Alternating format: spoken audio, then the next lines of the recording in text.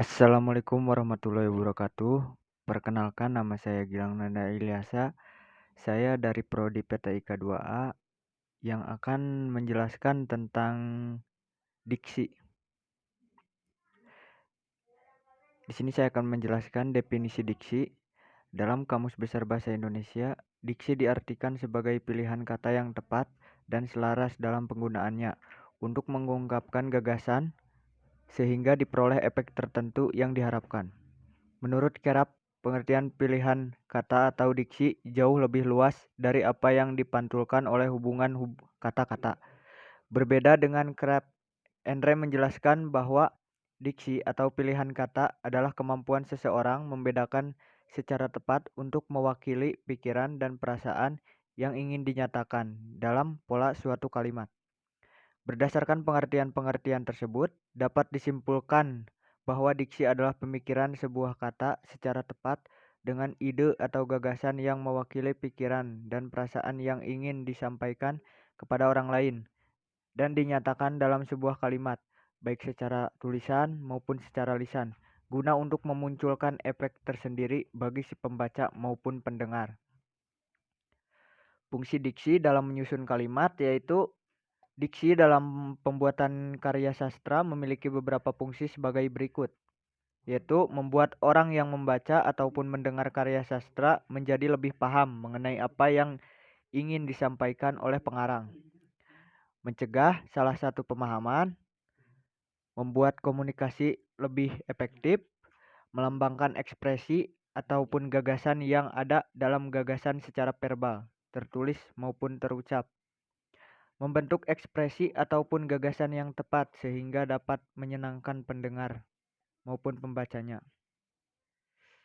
Untuk macam-macam diksi, yang pertama ada sinonim. Sinonim adalah kata yang mempunyai arti yang sama dengan kata yang lain. Contoh, mati sama dengan meninggal, ahli sama dengan pakar, sombong sama dengan arogan. Antonim adalah kata yang memiliki arti berlawanan dengan kata lain. Contoh, besar sama dengan kecil, tua sama dengan muda, senang sama dengan susah. Polisemi. Polisemi adalah kata yang mempunyai lebih dari satu makna. Contoh, kepala sejak tadi sore, kepalaku terasa sangat sakit. Bagian kepala manusia.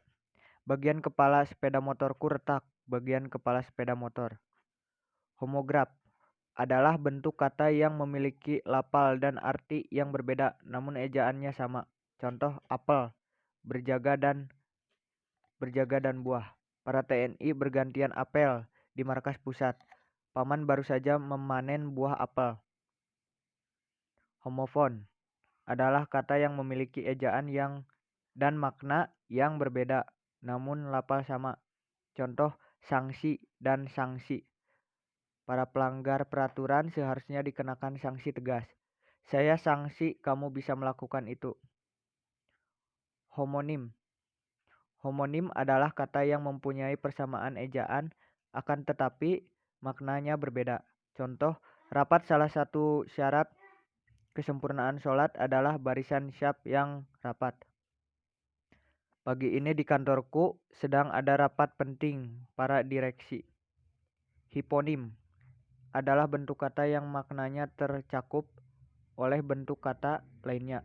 Contoh, nasi, roti, dan lapis legit tercakup ke dalam kata makanan. Tomat, kangkung, bayam, wortel tercakup ke dalam kata sayuran. Hipernim. Hipernim adalah kata yang mencakup makna kata lain. Contoh, bunga mencakup melati, mawar, anggrek, bunga matahari, dan lainnya. Buah mencakup pisang, pepaya, mangga, durian, apel, dan lainnya. Macam-macam diksi menurut Keraf.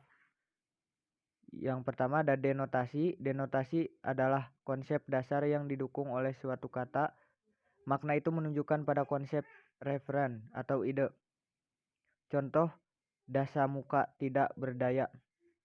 Raganya seperti diikat kencang yang semakin lama semakin menjerat. Konotasi adalah suatu jenis makna yang mengandung arti, tambahan imajinasi atau nilai rasa tertentu. Contoh, rumah itu luas sekali. Banyak sekali orang yang menghadiri pertemuan itu. Abstrak adalah kata yang mempunyai referan berupa konsep. Kata abstrak sukar digambarkan karena referensinya tidak dapat diserap dengan panca indera manusia. Contoh, kau indah seperti senja, namun nadimu hanya sekejap saja. Konkret. Konkret adalah kata yang menunjukkan pada suatu yang dapat dilihat atau diindra secara langsung oleh satu atau lebih dari panca indera. Contoh, meja, kursi, kolam, mobil, sepeda motor, dan lain-lain. Kata umum adalah kata yang mempunyai cakupan ruang lingkup yang luas. Kata-kata umum menunjukkan kepada banyak hal, kepada himpunan, dan pada keseluruhan. Contoh bintang, tumbuhan, sayuran, buah-buahan, kendaraan. Kata khusus adalah kata-kata yang mengacu kepada pengarahan yang khusus.